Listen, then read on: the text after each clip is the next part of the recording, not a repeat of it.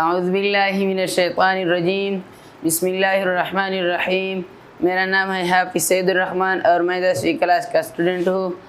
آج ہمارا ٹاپک ہے قرآن شریف کا ترجمہ۔ اعوذ باللہ من الشیطان الرجیم۔ ضربت علیہم الذلۃ اینما ثقفوا الا بحبل من اللہ وحبل من الناس وباءوا بغضب من اللہ وضربت علیہم المسکنہ ذلك بأنهم كانوا يكفرون بآيات الله ويقتلون الأنبياء بغير حق ذلك بما عصوا وكانوا يعتدون۔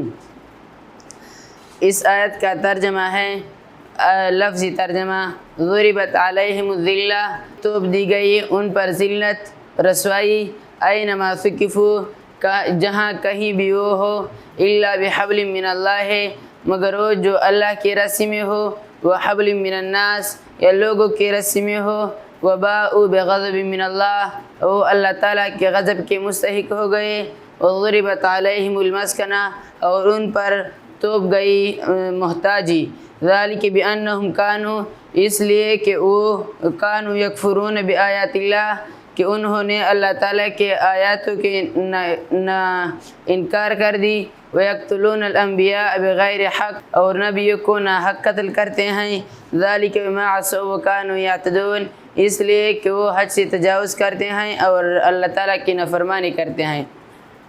صدق اللہ العظیم۔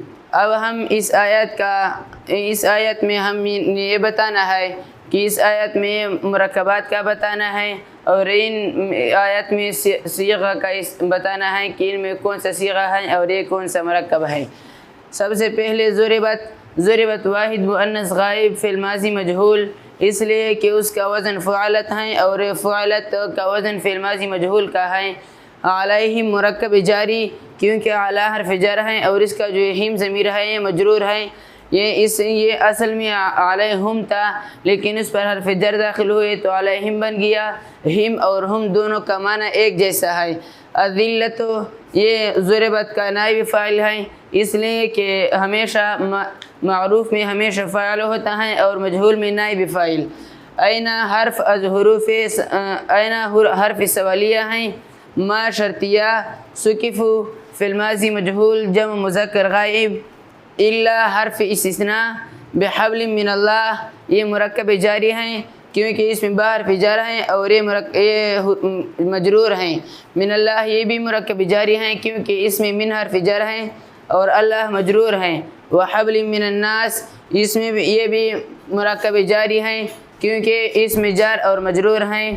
وباءوا، یہ جمع مذکر غائب اس بات فی الماضی معروف، بغضب من اللہ، یہ بھی مرکب جاری ہیں کیونکہ اس کے شروع میں حرف جر آیا ہیں اور یہ مجرور ہیں۔ وضربت،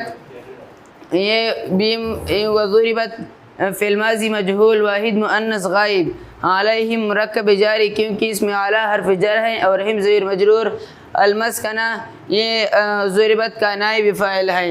ذالک، اسم اشارہ مبتدا، با حرف جر، ان حرف ظروف مشبہ بالفعل، ہم ضمیر اسم ان، کانوا یکفرون، یہ ماضی استمراری ہیں، اس لیے کہ ہم نے ماضی استمراری میں پڑھی تھی جو کانا ہمیشہ مضارع پر داخل ہوتا ہے، اسے ماضی استمراری بنتا ہے۔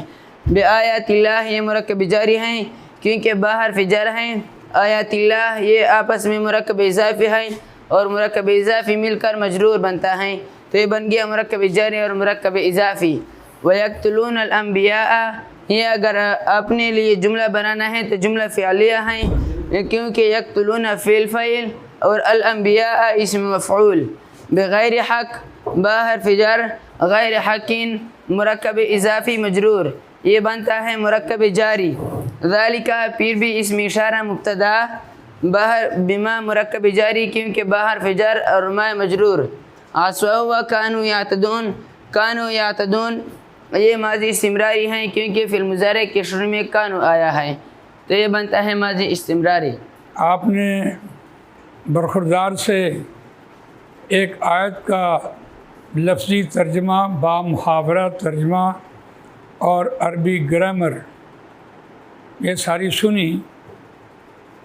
اللہ کا شکر ہے کہ طالب علم اس مقام تک پہنچ گئے، لیکن قرآن مجید اپنی ذات میں پوری رہنمائی ہے جو امت مسلمہ کو رہنمائی دی جا رہی ہے۔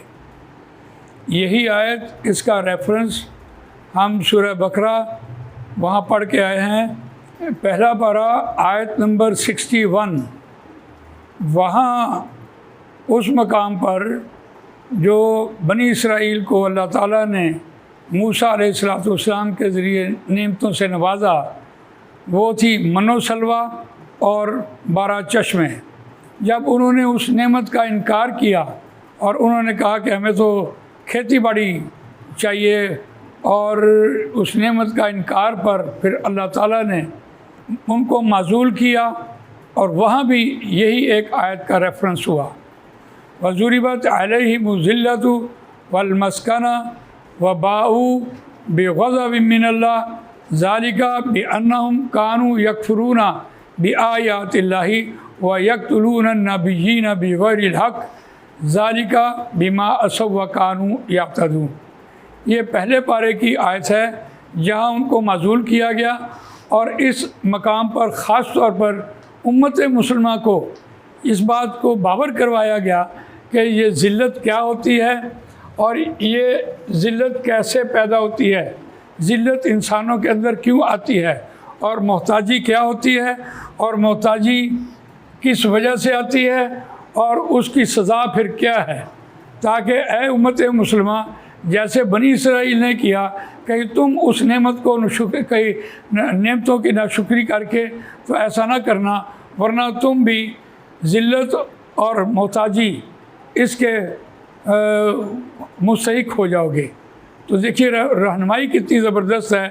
ضربت علیہم الذلہ، تھوپ دی گئی ان پر ذلت، رسوائی کیسے ہوتی ہے؟ اینما ثقفوا الا بحبل من اللہ، جہاں کہیں وہ پائے جائیں، ثقفوا وہ پائے جائیں تو پھر اللہ کی پناہ میں ہوں یا وہ انسانوں کی پناہ میں ہوں، یعنی ان کا کوئی ضمانت دینے والا نہ ہو، کوئی ایسا شخص جس کی اتنی رسوائی ہو جائے کہ کوئی اس کی ضمانت دینے والا نہ ہو۔ قرآن مجید نے اس کو ذلت کہا ہے۔ تو اس اعتبار سے دیکھیے یہ کب ہوتی ہے، یعنی ذلت کی ڈیفینیشن ہوئی، اور ساتھ ہی کہا کہ وہ اللہ کے غضب کے مستحق ہو گئے، اللہ کا غصہ ہو گیا ان کے اوپر، رسوائی ہو گئی، یعنی وہ ان کا کوئی ضمانتی نہ رہا اور اللہ کا غصہ ان پر صادر آ گیا۔ اور پھر یہاں مسکنت جسے ہم محتاجی کہتے ہیں وہ کیسے پیدا ہوتی ہے اور کس وجہ سے ہوتی ہے، اور اس کی پھر سزا کیا ہے؟ اس کی سزا تو صاف ظاہر ہو گئی کہ اللہ تعالیٰ کی ناراضگی کے وہ مستحق ہو گئے، یعنی ذلت ہوگی، رسوائی ہوگی، تو اللہ کا غصہ آ گیا۔ لیکن ذالک بانہم کانوا یکفرون بآیات اللہ، اللہ کی آیات کا انکار کرنا، اللہ کے قرآن کو نافذ نہ کرنا، انہوں نے اپنی شریعت کو نافذ نہیں کیا۔ وَيَقْتُلُونَ الْأَنْبِيَاءَ، اور وہ قتل کرتے تھے نبیوں کو، اور یہاں انبیاء کا ذکر آیا، جو دیندار لوگ دین کی طرف لے کے آنا چاہتے ہیں ان کو قتل کرتے ہیں ناحق۔ اور تیسری بات یہاں کہی ذالک بانہم ذالک بما عصوا وکانوا یعتدون، اور وہ انہوں نے نافرمانی کی اور وہ حد تجاوز کرتے تھے۔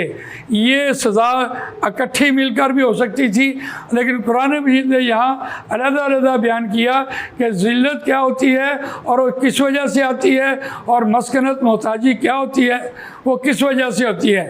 آج ہم لوگ امت مسلمہ ان دونوں چیزوں کا شکار ہیں۔ ہم نے دینداروں کو قتل کرنا شروع کیا ایک اعتبار سے، اور دوسری کہ ہم نے اللہ کی آیات کا انکار کیا، ہم نے سود کو جاری ساری رکھا، یہ بھی ہمارا ایک اللہ کی آیات کا انکار ہے اس اعتبار سے، اور پھر ہم نے نافرمانی کی، یہ بھی ایک اعتبار سے۔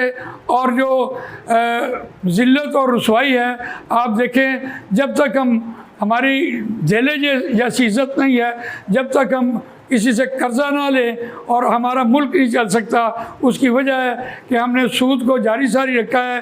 جس ملک میں خرچہ زیادہ ہو جائے، آمدن کم ہو جائے، وہ گھر نہیں چلتا، ملک کیا چلے گا۔ اللہ تعالیٰ مجھے آپ کو ان آیات کو پڑھنے کی، سمجھنے کی، اس پر عمل کرنے کی، اس کو دوسروں تک پہنچانے کی توفیق عطا فرمائے۔ جزاک اللہ خیر۔ سبحانک اللہم و بحمدک، نشہد ان لا الہ الا انت، نستغفرک و نتوب الیک۔ جزاک اللہ خیر۔